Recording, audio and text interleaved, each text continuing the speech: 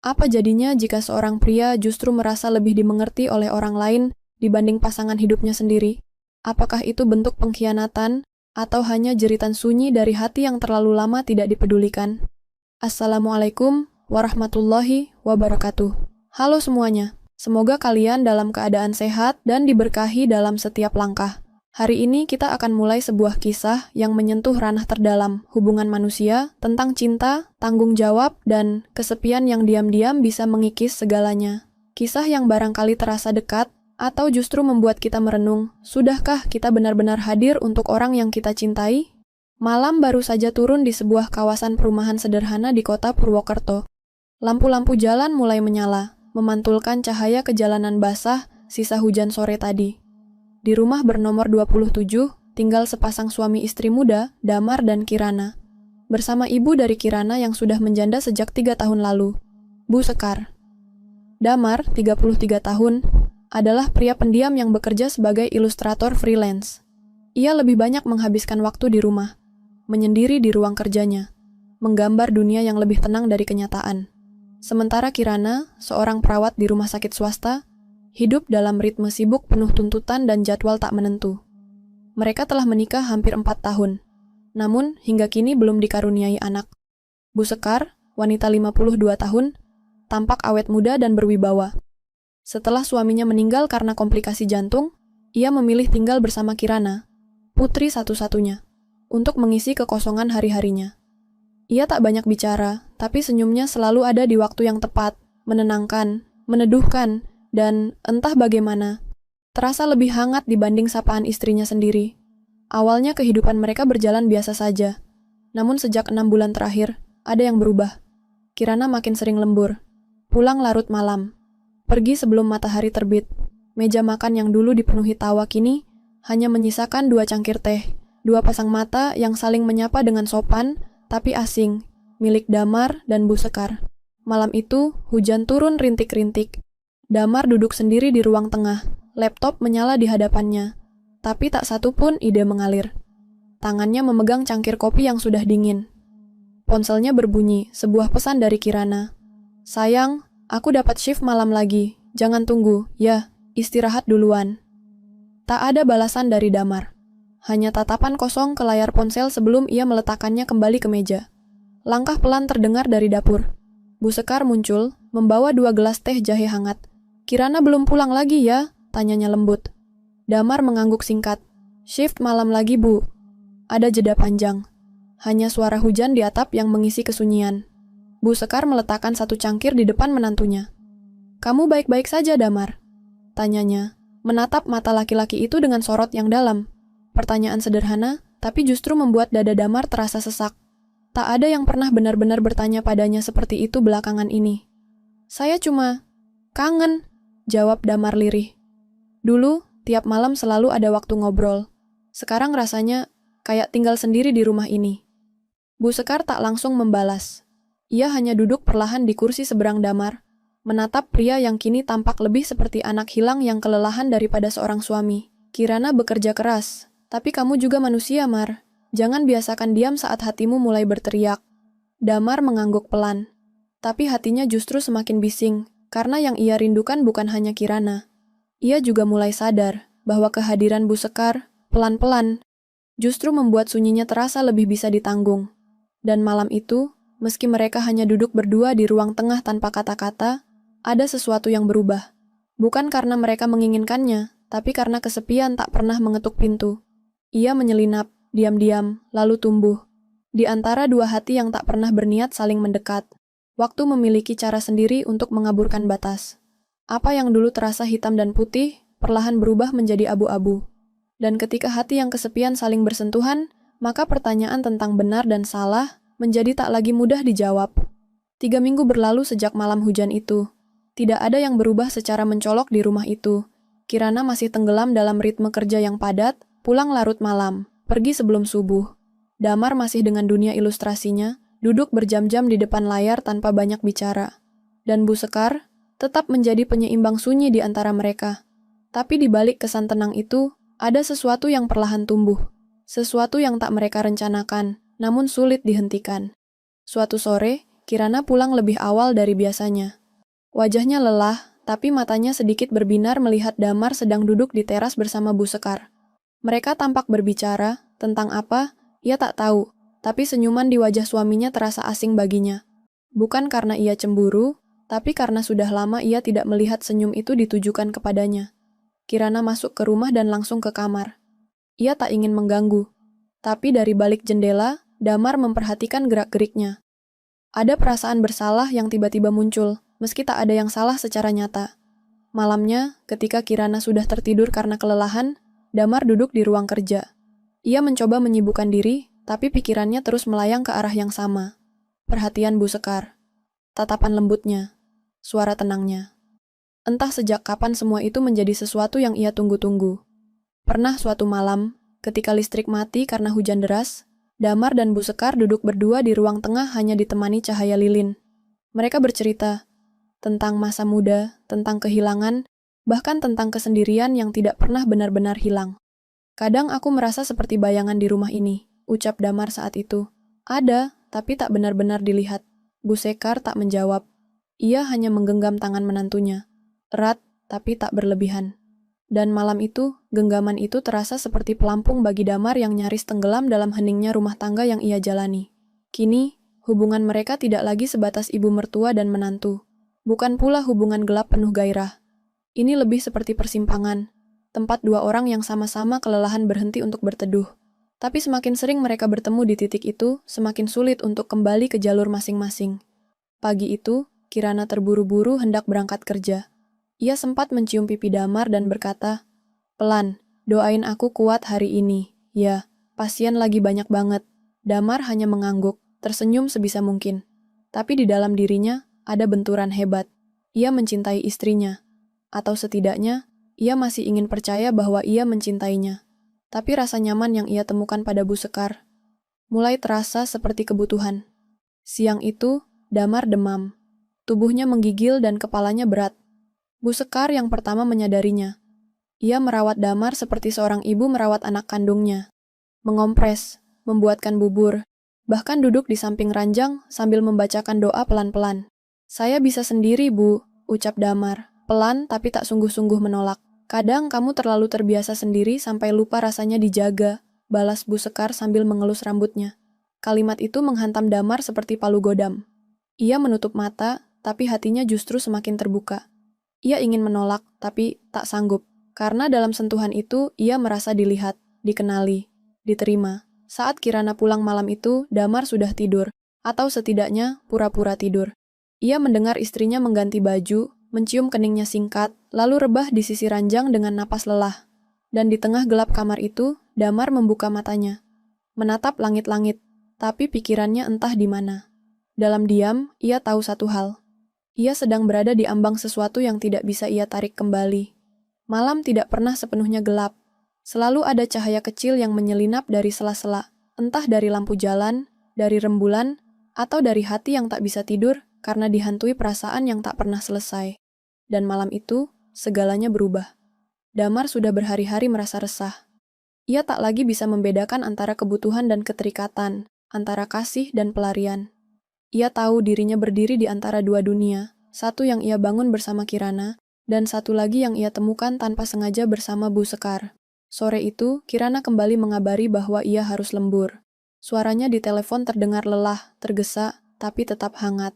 "Besok insya Allah libur, kita sarapan bareng ya," katanya. Damar mengangguk walau tahu istrinya tak bisa melihat. "Iya, hati-hati di jalan." Setelah telepon terputus, Damar menatap ruang tamu yang kosong. Lampu-lampu sudah mulai dinyalakan, suara hujan kembali terdengar, rinci dan lembut, seperti peringatan yang terlambat datang. Bu Sekar keluar dari dapur dengan nampan berisi 2 cangkir coklat panas dan sepiring kecil biskuit jahe. Ia mengenakan kardigan abu-abu tua, rambutnya diikat sederhana. Wajahnya tampak tenang, terlalu tenang untuk seseorang yang mungkin menyimpan luka lama yang belum sembuh. "Kirana kerja lagi malam ini?" tanyanya sambil meletakkan cangkir di meja. "Iya," jawab Damar singkat. Tak ada yang bicara sesudah itu, hanya bunyi hujan yang mengisi ruang antara mereka. Sampai akhirnya Bu Sekar berkata, "Kadang aku iri sama kamu." Damar menoleh, bingung. "Kamu masih punya seseorang untuk dicintai. Aku?" hanya bisa memberi, tapi tak ada tempat untuk menerima lagi. Damar menatap wanita di depannya, dan dalam sorot mata itu, ia melihat dirinya sendiri, terperangkap dalam peran yang seharusnya membuatnya bahagia, tapi justru perlahan mengikis bagian paling lembut dari jiwanya. Tanpa banyak kata, Bu Sekar duduk di samping Damar. Mereka diam, tapi di dalam diam itu, ada gelombang perasaan yang makin sulit dikendalikan. Jarak yang terlalu sering diabaikan kini terasa rapuh, seperti benang tipis yang siap putus kapan saja. "Kenapa kita jadi seperti ini?" tanya Damar pelan, nyaris seperti berbicara pada dirinya sendiri. "Karena kita manusia," jawab Bu Sekar. "Dan manusia mudah tersesat saat merasa sendirian. Tak ada yang mendorong kejadian selanjutnya.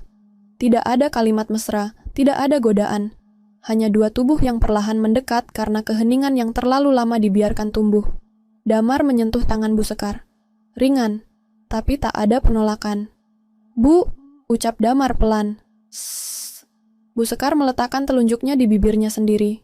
Malam ini, anggap saja tidak pernah ada, dan seperti arus yang tak bisa dibendung, mereka terseret.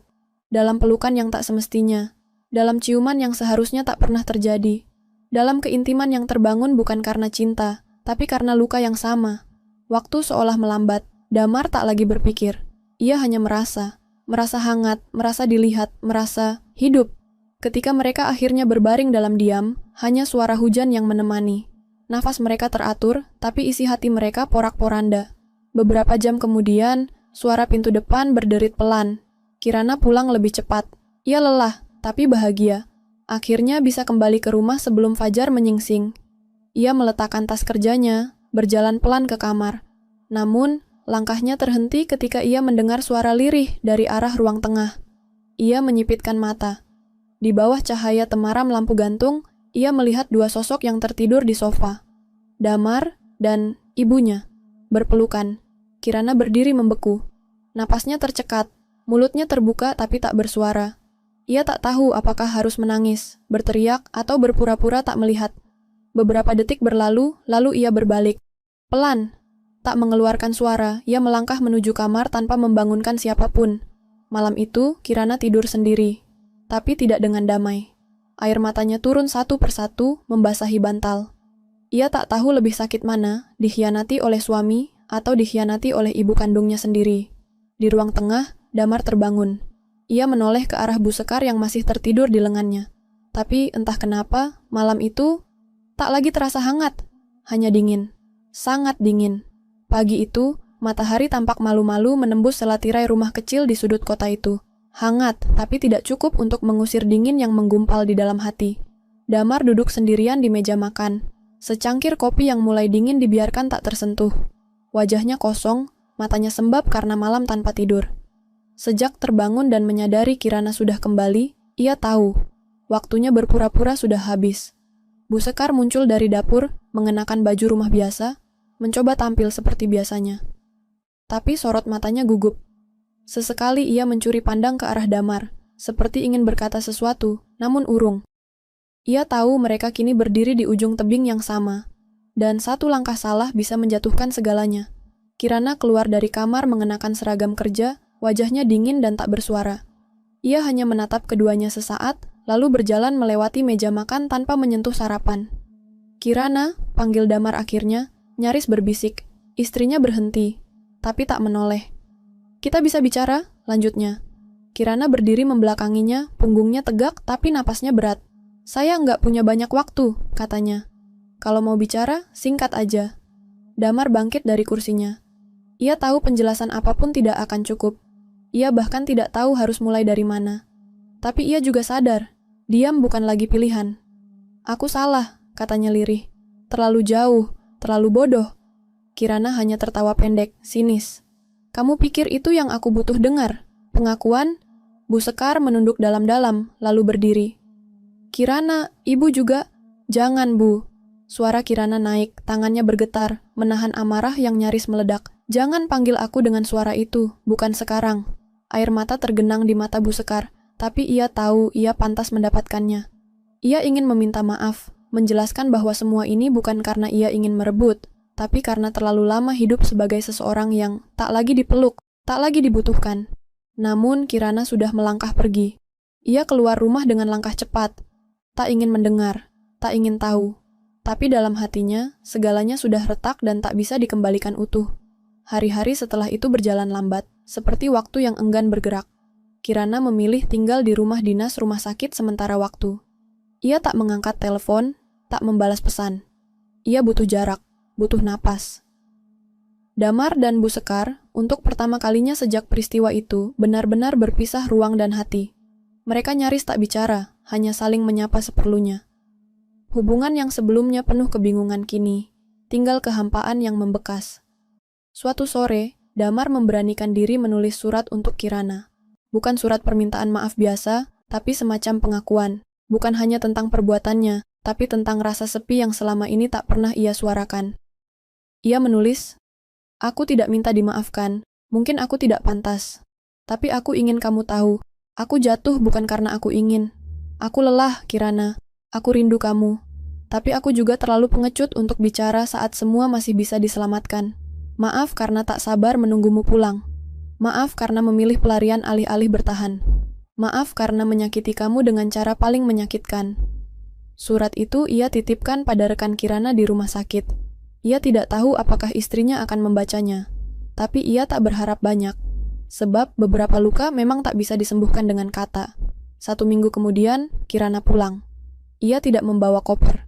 Hanya sebuah map kecil dan raut wajah yang lebih tenang. Di meja makan, ia meletakkan dokumen itu. Formulir mediasi cerai.